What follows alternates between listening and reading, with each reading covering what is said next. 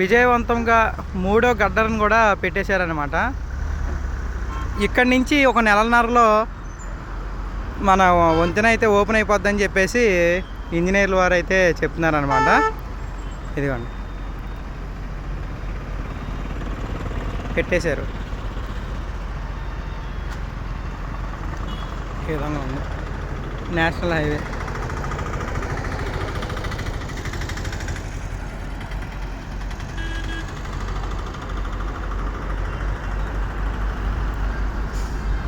తణుకు రావులపాలెం వెళ్ళే national highway, ఇటు వచ్చేసరికి ఏలూరు వెళ్ళే నేషనల్ హైవే. ఆ పైన వెళ్తుంది కదా ఫ్లైఓవర్ పైన, రాజమండ్రి నుంచి విజయవాడ వెళ్ళే హైవే అనమాట.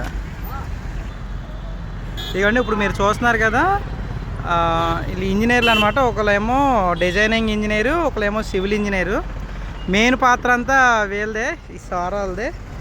మంచి యాక్టివ్గా ఉన్నారు, మంచిగా